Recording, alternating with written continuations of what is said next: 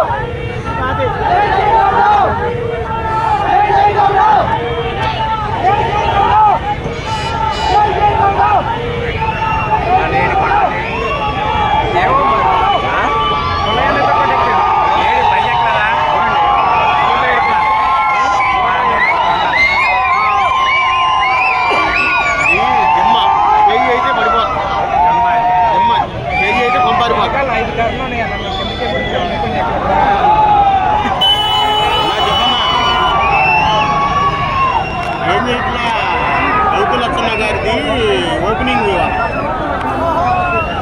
శారద గారు వచ్చారు.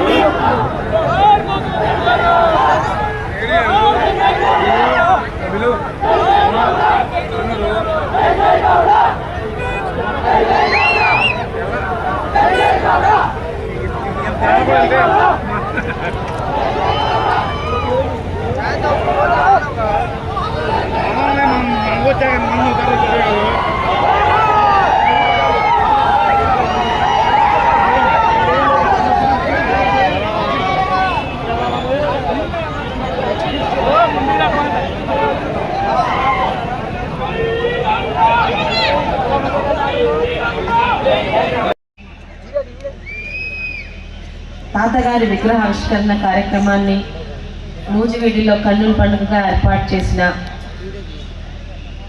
పెద్దలకు, ముఖ్యంగా ఈరోజు ఈ సభాధ్యక్షుడిగా వ్యవహరిస్తున్న సోదరులు శ్రీరామకృష్ణరావు గారికి, ఇక్కడికి ప్రత్యేక అతిథిగా విచ్చేసిన మంత్రివర్యులు పాదసారథి గారికి, మరి మాజీ మంత్రివర్యులు సోదరులు జోగి రమేష్ గారికి, మా మామయ్యలు కొనకల్ నారాయణరావు గారికి, ముల్లయ్య మామయ్య గారికి, మరియు పెద్దలు కేసాని శంకర్రావు గారికి, ఇక్కడ వేదికలకు ఇచ్చిన ఇతర గౌడ పెద్దలకు, ముఖ్యంగా మా మహిళా ప్రతినిధులకు, శిరీష గారికి, ఇతరులకు కూడా అందరికీ, ఈ ఆహ్వాన కమిటీకి, ముఖ్యంగా నూజివీడులో ఈ కార్యక్రమానికి హాజరైన గౌడ కుటుంబ సభ్యులకు, తాతగారి అభిమానులకు అందరికీ ఆయన మనోరాలుగా ప్రత్యేకంగా మీ అందరికీ పేరు పైన నమస్కారాలు తెలియజేసుకుంటున్నాను.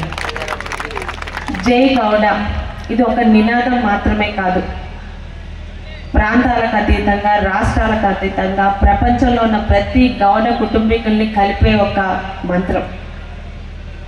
ఈరోజు అభివృద్ధి అంటే ఒక రాజకీయంగానే చూస్తున్నాం.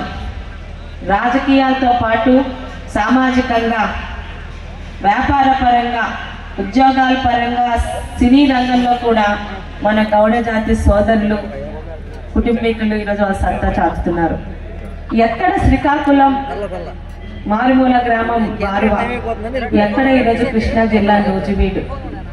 ఒక వ్యక్తి స్వార్థం లేకుండా తన వారి కోసం, బడుగు బలహీన వర్గాల కోసం కష్టపడితే, పదవులు చేసినా చెయ్యకపోయినా, ఎందుకు ఈ మాట అంటున్నానంటే, ముఖ్యమంత్రులుగా చేసిన వాళ్ళని దిగిపోయిన రెండో రోజు పట్టించుకోకుండా ఉన్నాయి సమాజంలో.